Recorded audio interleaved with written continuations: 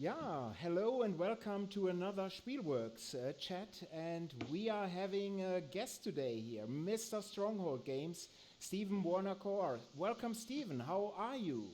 Lee, thank you so much for having me on. This is great.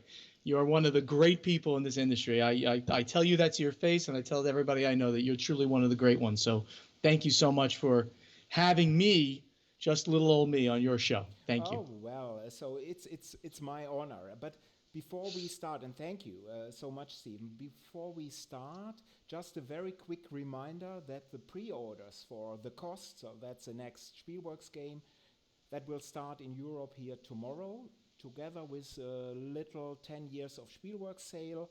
And all info, you'll find this on my website tomorrow morning in written form. So, having said this, now to Stephen. So, how is your life right now, Stephen? Life is odd. It's no more odd than anybody else. I mean, the biggest change for me is that not being on the road so much, not being out there at conventions, at trade shows, seeing all the fans, just interacting with everybody. It's, that obviously is strange. By the time this year ends, I will have missed, I didn't do the final count, but I believe it's around 14 different shows and Mm-hmm. events in gaming. And that's, for me, who I call myself a raging extrovert. I love being around people. I love being in the midst of gamers and games and just talking to people. For me, it's been odd. It's been certainly odd. But all things considered, I live in paradise. I mean, Mm-hmm. Florida is just beautiful. Mm-hmm. It's wonderful to be here. So we're very blessed, and we're all getting by it. All together, Yeah. we'll get through this together. Yeah, that's good to hear.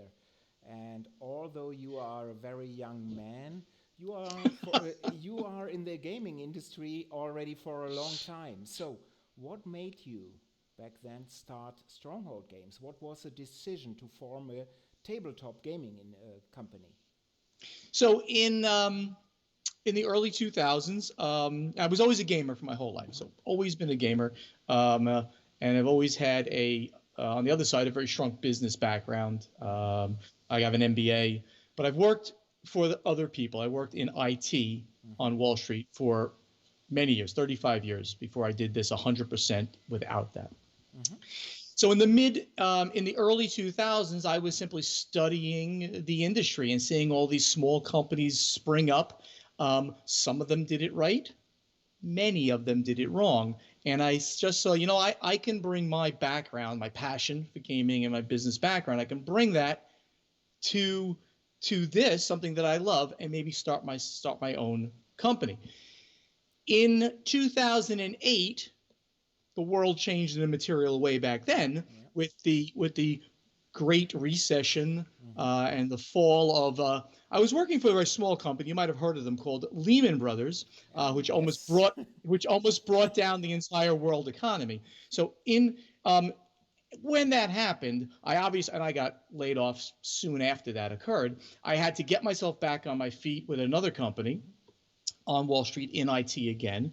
And once I did that, I said, I got to chart my own course now. It's time. I have to Mm-hmm. start something that I can now continue during my other job for a while, and then hopefully retire from that, and then do Stronghold, into retirement years. So I started Stronghold in late 2009, and by middle of 2010, we came out with our first game, which was Code 777. Mm-hmm. And then that was soon followed up in late 2010, early 2011 with both Confusion and Survive Escape from Atlantis, which continues to be one of my biggest selling games under the Stronghold Games brand. Mm-hmm. And since then, it's kind of been history. The model originally was to find older games Mm-hmm.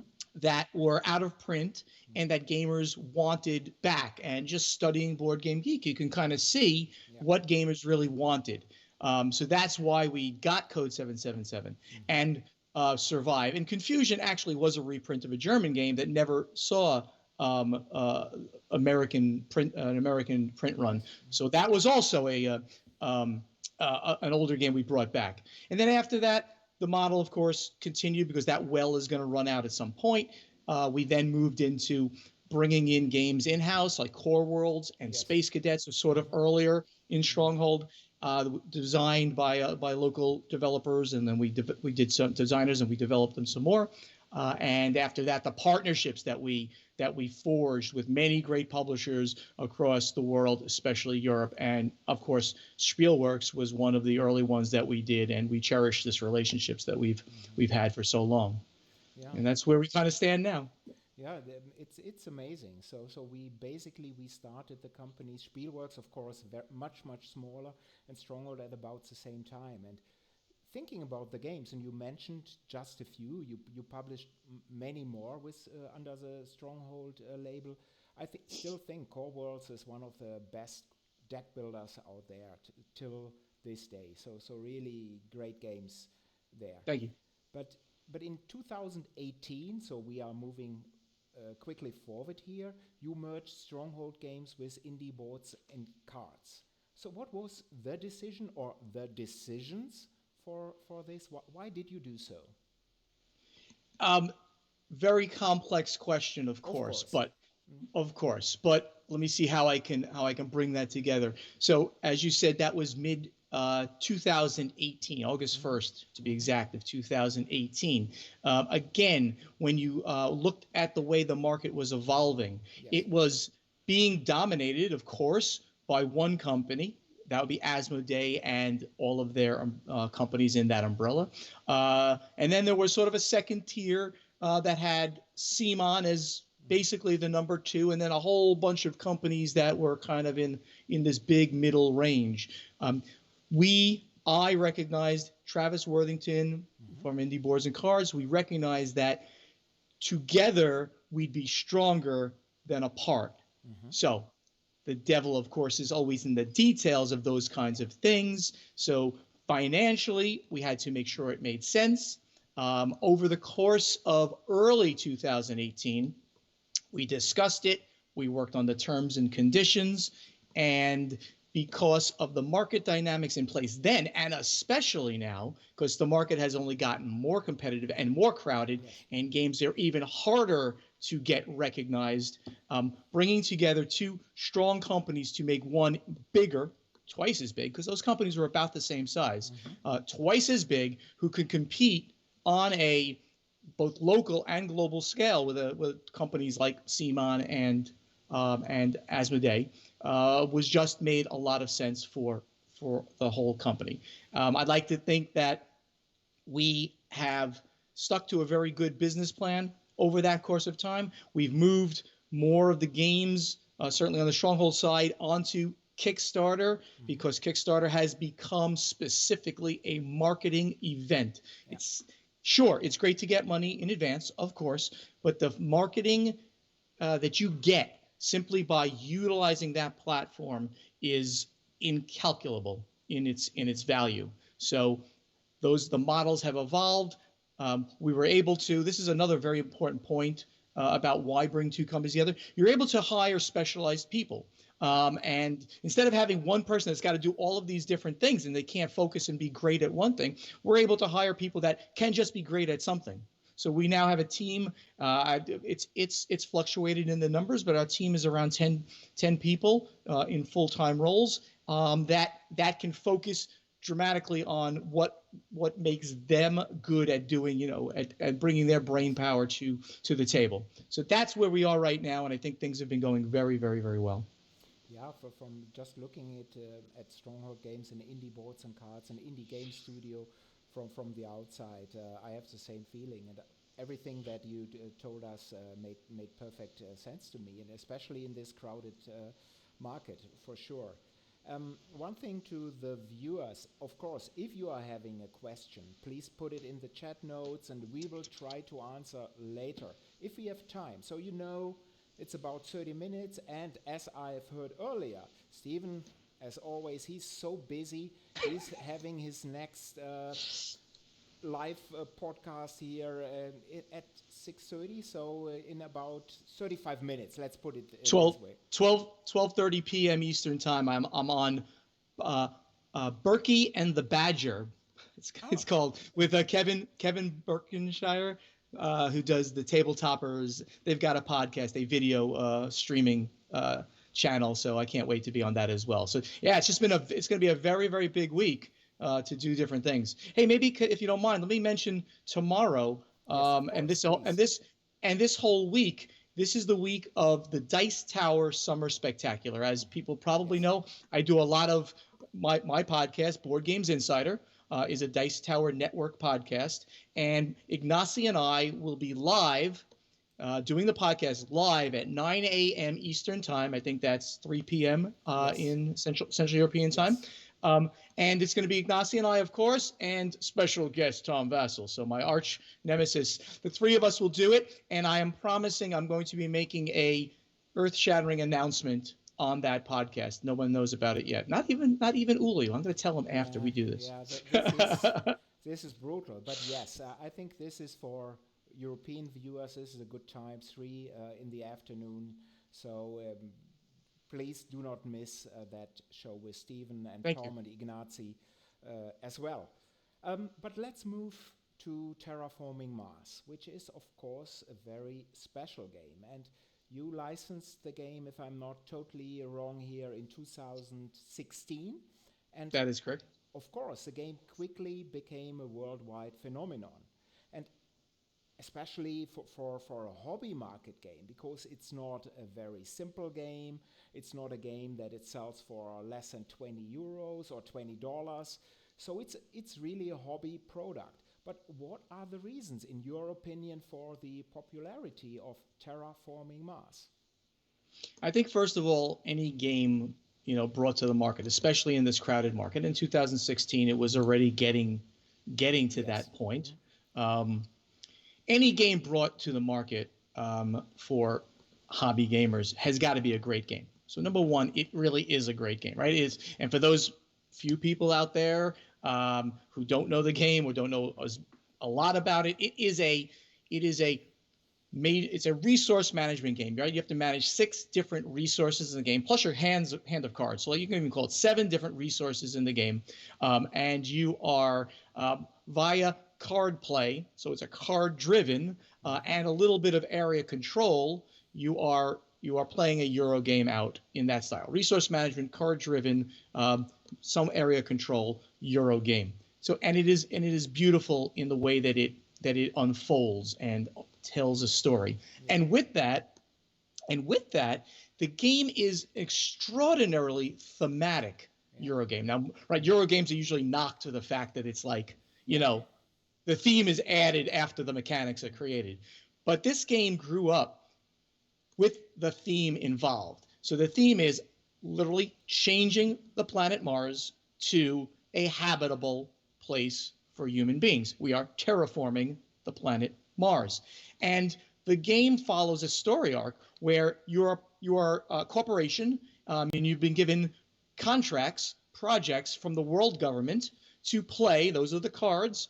And you're doing this over generations, not over the course of a few years, not over the course of your lifetime, but over the course of 8, 12 generations, human generations. So I like to think of this as, we're starting the game in approximately the year 2400, and we're ending the game in approximately the year 2800. So over the course of 800 years, you are terraforming the planet, a multi-generational endeavor. So that concept in your mind, plus the playing of cards, all of those cards make sense from a scientific basis. It's like, yes, that's sort of a projected scientific way that we can do this if we ever try to do this 400 years from now.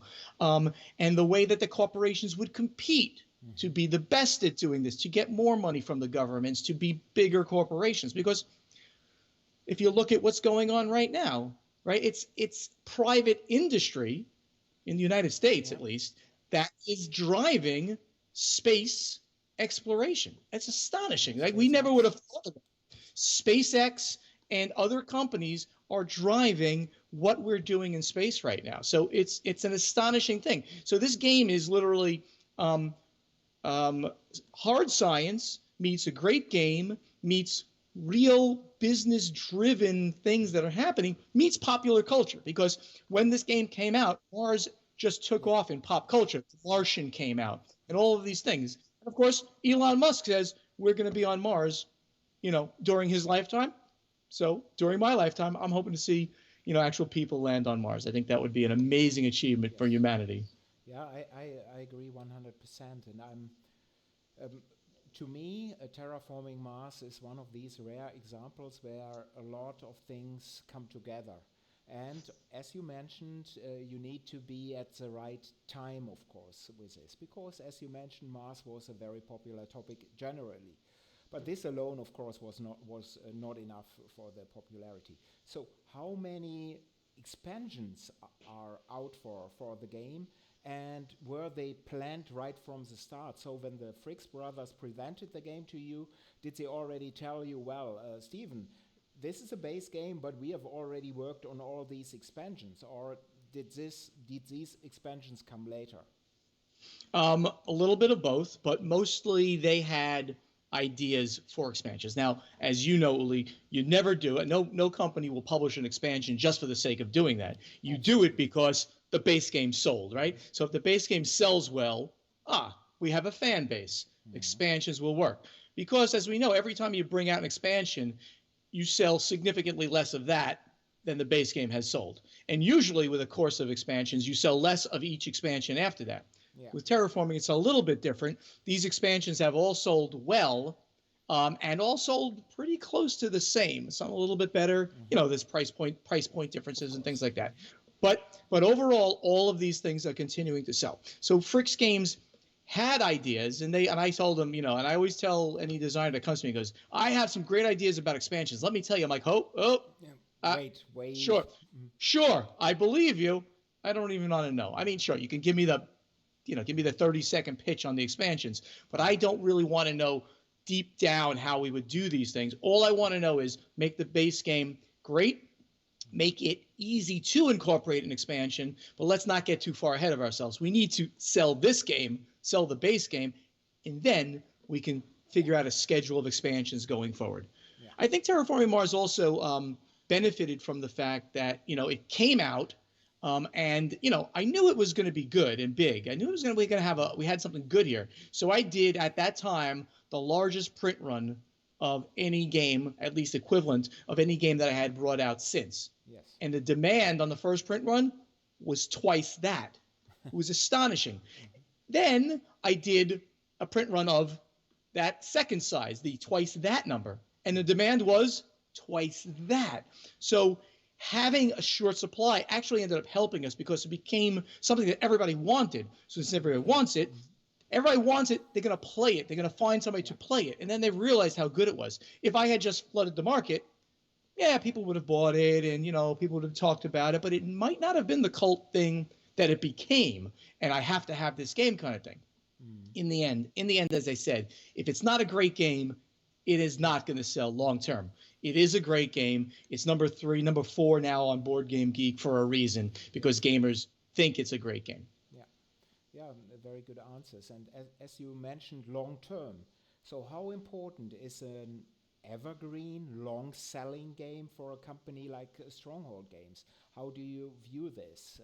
How important is it in general too? So for other companies like, for example, like in Carcassonne for Hans im Glück Verlag. How do you the short answer is if a company cannot achieve an evergreen title, a true evergreen title, which Terraforming Mars certainly is, and like Survive is a minor evergreen. We still sell quite a bit of it, but not anything like this. If you can't achieve a true evergreen, your company's long-term viability is in question. Now, your business model is different. You don't have to have a true evergreen because your business model is, I do limited editions. Yeah. You want this game, I'm printing 1,000 copies, I'm selling it like this. If you want it, you take it. So people rush to you to grab that game. So as long as you have a stream of good games, and you don't have any real, games that like, I can't believe they did that. I don't want their games anymore. And you never have, good games. You bring out good games. You're going to have a viable model. But a lot of companies out there are, they're printing a game and they print a bunch of it. And then in this current market, they sell this and then they struggle to sell the rest. and then they have to fund their next game. And even if they're doing it on Kickstarter, they're just not making enough money to continue the operations long term. Yeah. I think between the way the market is now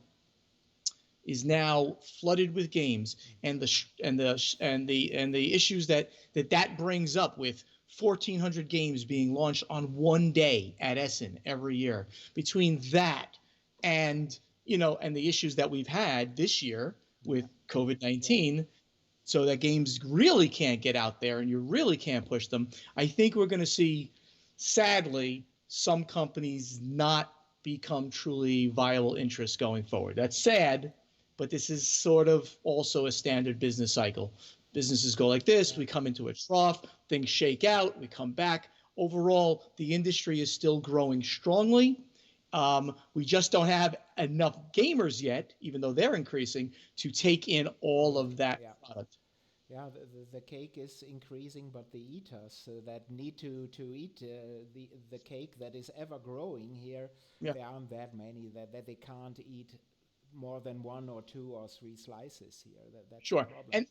And this is a very interesting point that I've mentioned recently as I've kind of thought about it. We are in the greater entertainment industry, right? This is disposable income that people can spend in various ways, including going to the movies. Well, when they can go to the movies, maybe on Netflix or whatever their other things. So it's, we're entertaining people.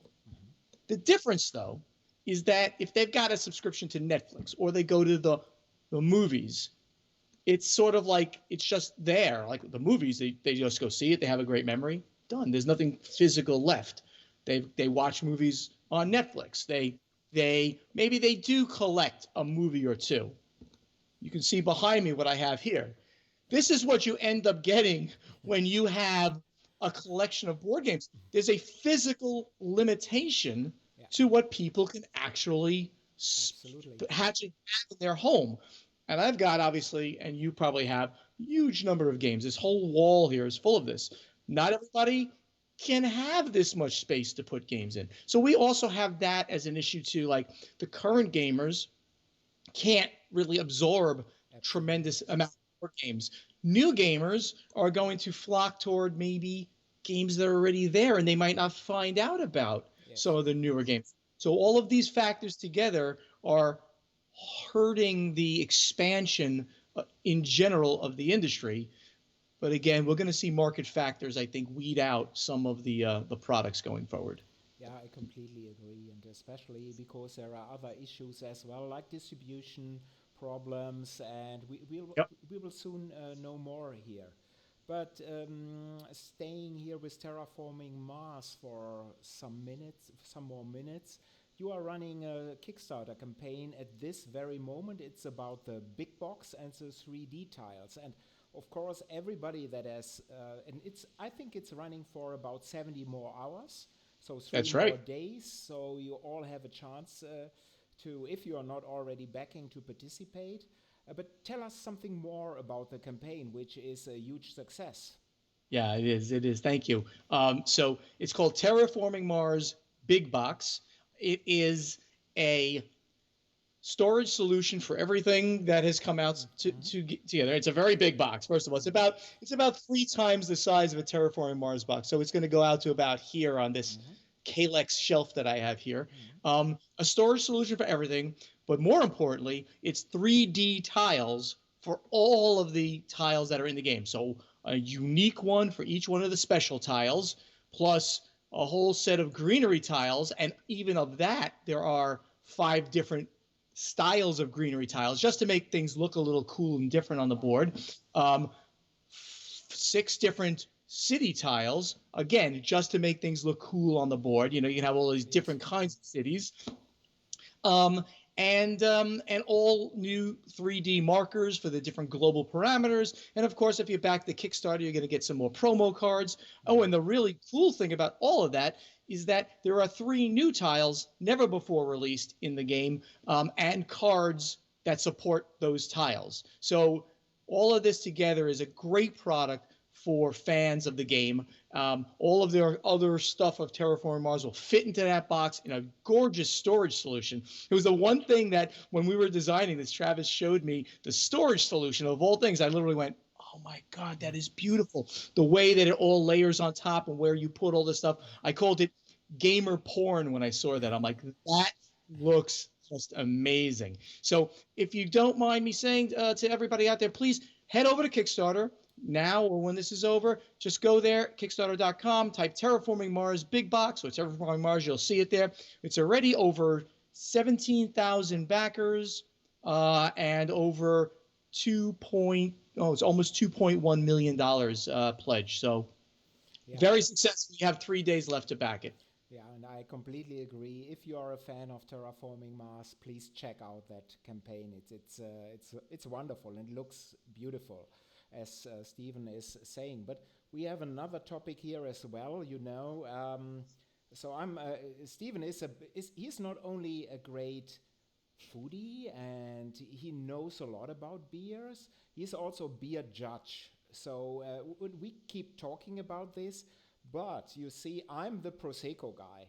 So of course, I love the cheap one here. This is a great bottle here from Germany, although Prosecco is from Italy, as you know. And I'm so lucky because Germany, as you may know, is reducing its VAT tomorrow. And already that store reduced it 2 days ago. So I'm now paying for this bottle 6 € less. It's 2.43 for the whole bottle. So Prosecco always beats beer, and I'm saying this as a German.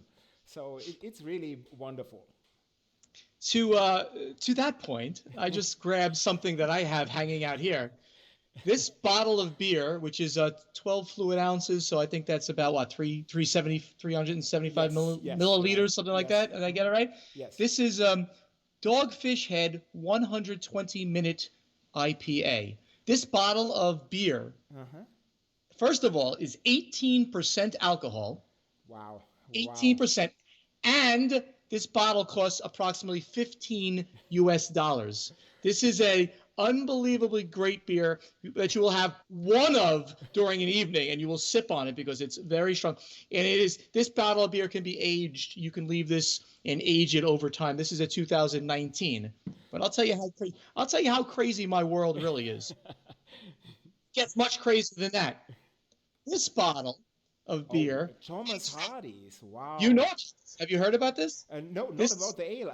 I've read a couple of books by Thomas Hardy. It's probably a different one, but he might have been like a famous person in England, and I apologize for not knowing that. But you might look at the year on this. This is a 1996 bottle of Thomas Hardy's. Thomas Hardy's, the brewery, went out of business in the early 2000s or something. They were then bought by another. Their assets were bought and the recipes were bought, and so they're still being produced, I believe. But I've had this bottle since approximately 1996, and I'm about to open this beautiful bottle which has been aging here. This is a bottle. This beer is, I believe, around the same, like mid teens on the alcohol percentage. It doesn't say it on here. But it's a beer that's specifically supposed to be aged. In fact, it's almost undrinkable when you first get it. And it's supposed to be aged for 5, 10, up to 25 years or so. So it's just about past its prime. I better drink it very soon. So my girlfriend and I are going to have a big Thomas Hardy's tasting where we taste several different years of Thomas Hardy's that I've had stored up. So yes, I'm a crazy person when it comes to games and beers. So there you go. Yeah, well, but I'm just thinking about one bottle of this, so basically a third of a liter, and I can have 6 bottles of this one for the same price. So I'm not that sure. But we have some questions here. Let me scroll back here. There's Matt. Hello, Matt. So Matt Wolf. Stephen, how long did it take you to arrange the games on your shelf to show off specific games for video streaming? So this is a nice question. So did you get this? So yes, I did. I had to write something down because something came into my head. But so I'm in my game room right now, So this is the way the games always are. But in the game room, I have basically Stronghold games from like here to like here, and then this is a very big wall. So it's not all. Trust me, it's much more other games than Stronghold games. But I put all the Stronghold stuff behind me, and I move the table that I sit on just a little bit, so that I'm right in the middle of it when I take these interviews. This is my gaming table.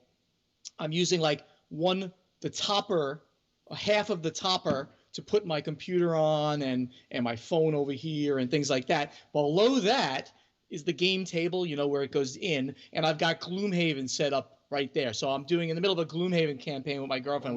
We're loving that. It's so good. Anybody out there who has played Gloomhaven should. Yes, absolutely. So we have another question. More and more publishers are trying to use games as vehicles to feature serious topics. For example, Uli tackled colonialism. It is now apparently releasing a game on asbestos. Are there any plans with Stronghold to touch topics like that, or do you consider that too risky given your target audience? Of course, Stephen has a different audience than Spielworxx. Of course, there is overlapping for sure, but this is a good question. I mean, you have to be careful if you're going to literally deal with a controversial topic. You really have to be careful. But any great game whose theme is handled well and appropriately and fairly, I think should not be just tossed aside. I mean, one of my favorite games in the world, and I have no problem saying it, is Martin Wallace's, all of a sudden I gotta be drawing a blank. My Martin Wallace stuff is right here. The colonial game, Struggle of Empires.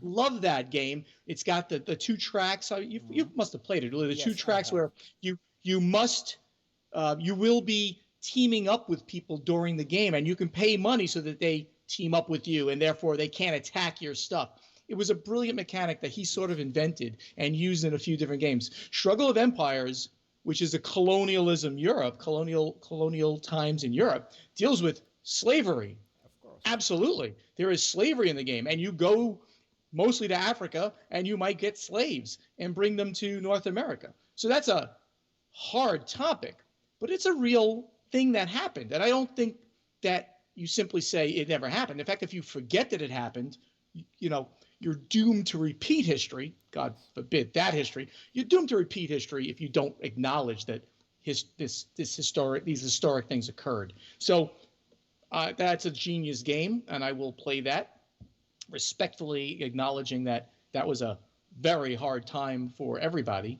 But I would handle topics of any type if they made sense, and I would, as I did it, I would bring out notices saying this deals with a topic that could have an emotional impact for some people. So please be aware of that. But it is historical in its usage of these events. Yes, very well said, Stephen. And I think almost anything can be done in gaming form, both in a video game and in a tabletop game. But you have to be, as you said, very respectful to the topic. And this is really important. And as long as you consider this, then I think this is absolutely fine.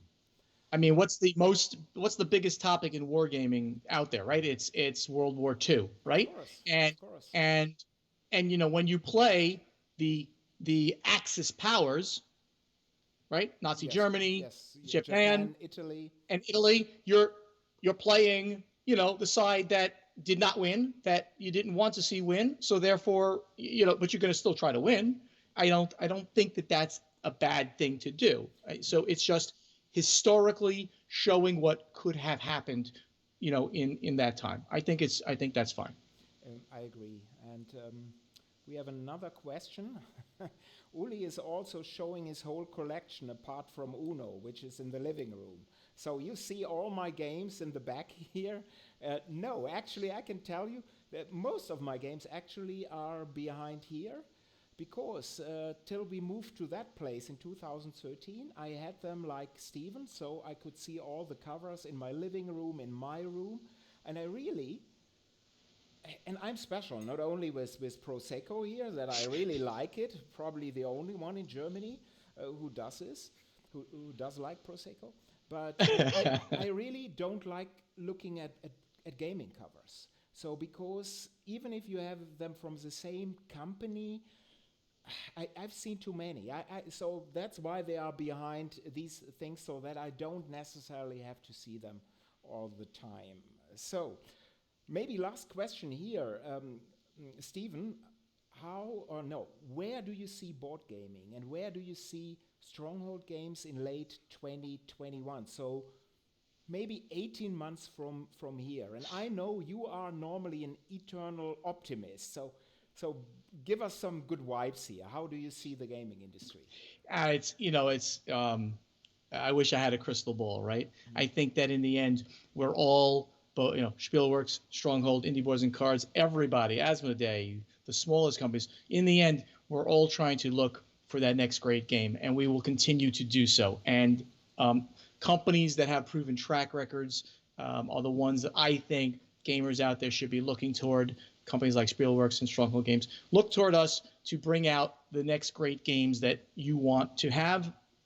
As for the whole industry, I do think, and you're right, I am an optimist. All along this year, I was like, oh, BGG Spring will run. It didn't. Oh, Origins will run. It didn't.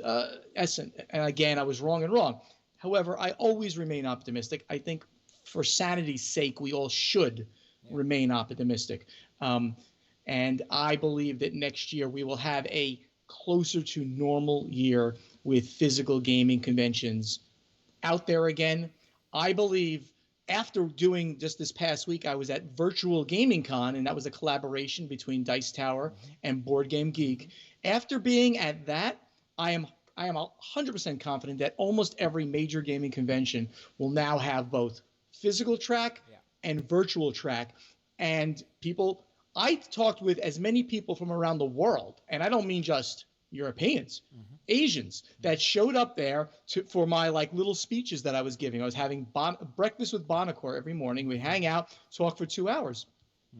I had people from Singapore, from Tokyo, from Malaysia every morning, just coming, hanging out, and we would chat. So I think that this is going to be a great way of connecting with people at a time when we all really start publishing, producing, and showing off our brand new designs, right? At every one of those major conventions, those are the big releases for those games. So this will be a great time for us to be talking to people across the world about those releases, not just to the ones that had enough money and time off to go to Columbus, Ohio, or Indianapolis, or Essen to be at a physical convention. So that's my view of the future of the way the industry will operate when we're out again.